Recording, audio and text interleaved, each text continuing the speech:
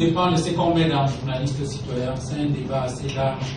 Donc, on reviendra tout à l'heure avec toutes vos contributions.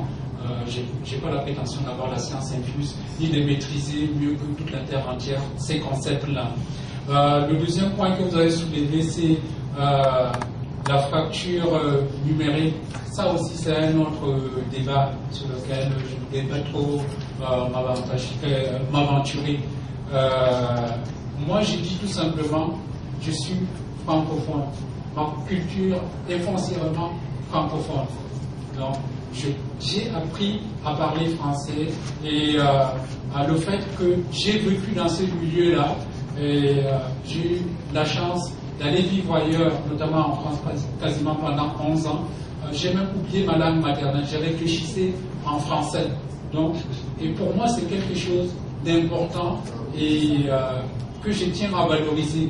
Donc, quand je parle du journalisme, du cyberjournalisme, et que je mets en évidence le fait que ce journalisme-là, si on le fait, on doit le faire en français, c'est ma façon à moi de dire que je suis francophone. Il faut préserver cette langue-là par rapport à l'avancée de l'anglais. C'est d'ailleurs pour ça qu'a été créé l'OIF.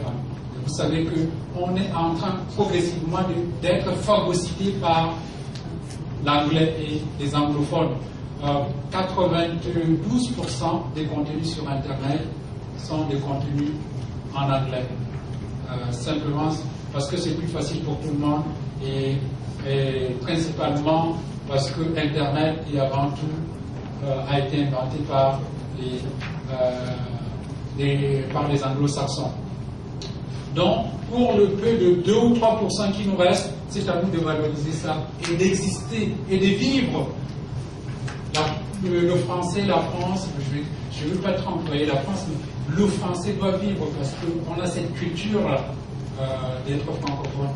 On doit encore, je ne sais pas pour combien d'années, l'échange entre nous ne sera possible juste pendant encore très longtemps qu'en français. Je ne sais pas si vous avez eu l'opportunité d'aller à l'étranger, dans un pays où on ne parle pas du tout ni l'anglais ni le français. Moi, j'ai eu la chance d'aller en Corée du Sud, à Séoul. Pendant 3 jours, je me promenais, en fait, il y avait des pauses de temps en temps, on allait au marché et tout ça. Le jour où je suis tombé sur un couple de francophones qui parlaient français, je suis resté avec eux quasiment pendant 2 heures, parce que j'avais plaisir à échanger avec eux en français, on parlait de tout. Je ne les connaissais pas du tout, hein, ils venaient d'Ottawa, et donc on n'a même pas la même culture, on n'a pas les mêmes codes.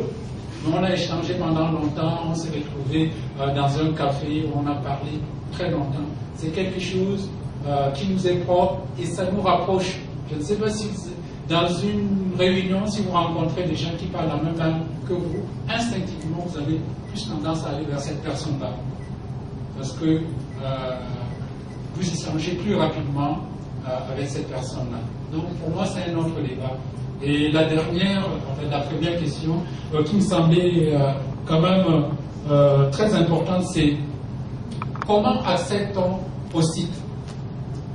Vous avez dit tout à l'heure que des sites spécialisés, il faut par exemple que Boablog, c'est pas tout le monde qui connaît Boablog. Donc pour y aller, il faut véritablement connaître qu'est-ce que c'est Boablog. Non, sur Internet, il y a ce qu'on appelle les métadonnées. Quand vous créez votre site, il y a une partie tout en bas réservée à vous pour donner des indications sur votre site. C'est-à-dire que vous pouvez mettre dans les métadonnées qui ne sont pas visibles, que vous pouvez voir en allant sur fichier source, tout ce que le créateur, le gestionnaire de site a mis pour qu'on identifie son site. Il mettra Boablog, il a à peu près 1000 mots qu'il peut mettre dans cette partie-là. Donc, vous avez la latitude de mettre Boablog, Cameroun, quartier, mettre votre nom, mettre en tout cas tout ce qui se rattache à votre site pour que votre site soit facilement répertoriable par les moteurs de recherche. C'est ça l'avantage des métadonnées. C'est important que vous le sachiez. On a parfois une vue assez superficielle des sites parce que on y va souvent et on se dit que les sites sont répertoriés par rapport à leur nom. C'est vrai que c'est important le nom du site. Ça aide les moteurs de recherche pour répertorier.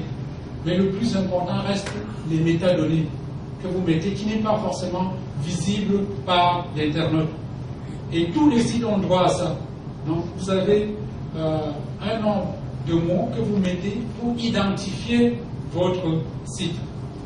C'est important que vous le sachiez.